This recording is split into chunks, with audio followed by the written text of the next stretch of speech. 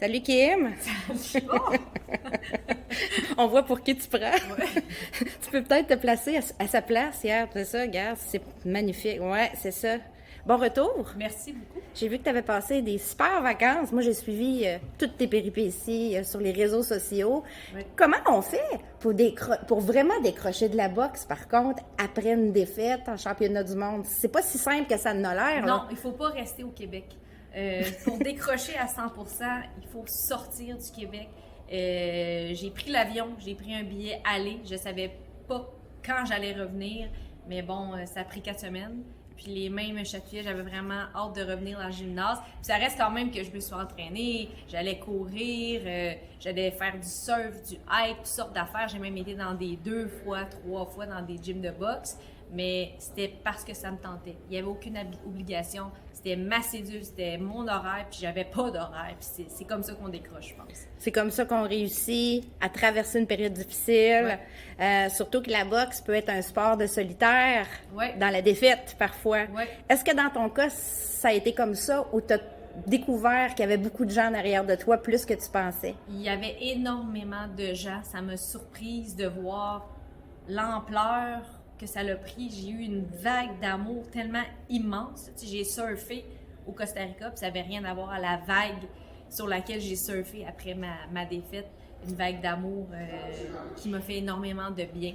Mais quand je suis partie au Costa Rica, Panama, j'ai amené un petit journal. J'ai écrit énormément à chaque jour mes pensées, comment j'allais.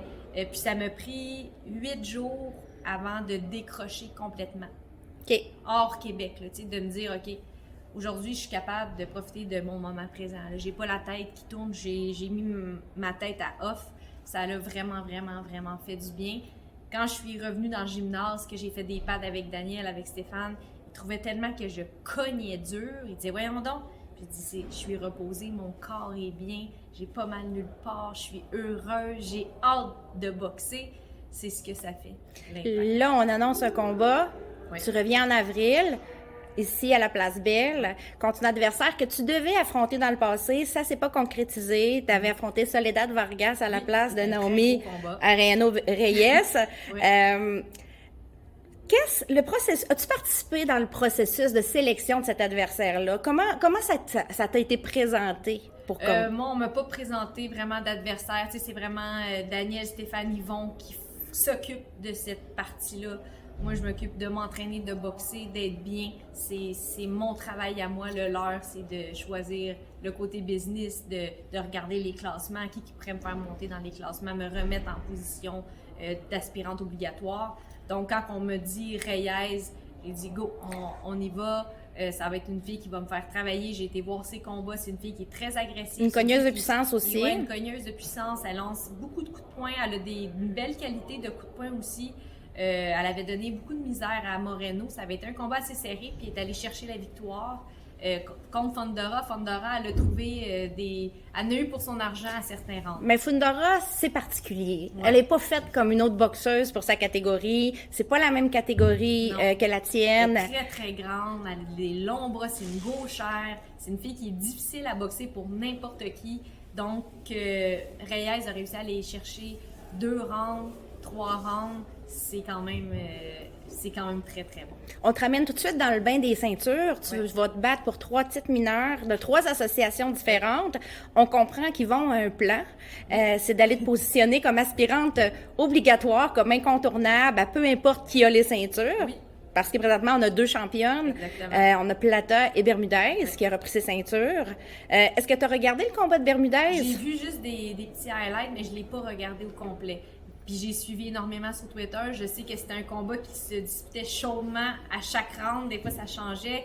Qu'à un moment donné, Bermudez a comme démontré un petit peu de fatigue. Puis elle a fini tellement fort chez elle qu'elle a battu Enriquez, mais que c'était un combat très enlevant de haute qualité. On parle d'une division qui est quand même forte chez les 108 Ouais, livres, beaucoup. beaucoup d'opportunités.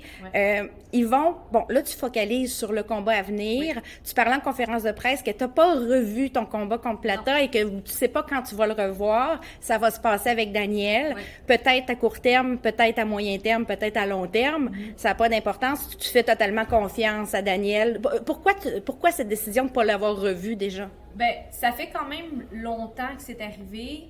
Puis là, je sens pas l'urgence de le regarder parce que je vais tellement bien dans ma tête. Je suis tellement heureuse, je suis zen, je suis bien au gymnase.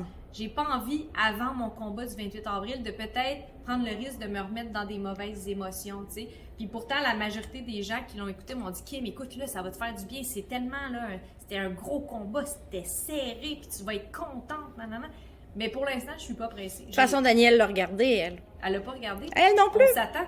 Vous vous attendez. On s'attend. Stéphane, il l'a regardé. Ah, c'est ça. Au moins, il y a quelqu'un dans l'équipe qui sait ce qui s'est passé. C'est lui, ça. Il nous dit, regardez-le, vous allez capoter comment c'était un bon combat. Absolument. C'était déjà candidat pour combat de l'année dès janvier, donc on peut pas contredire. C'était un combat intéressant. C'est un combat pour les fans.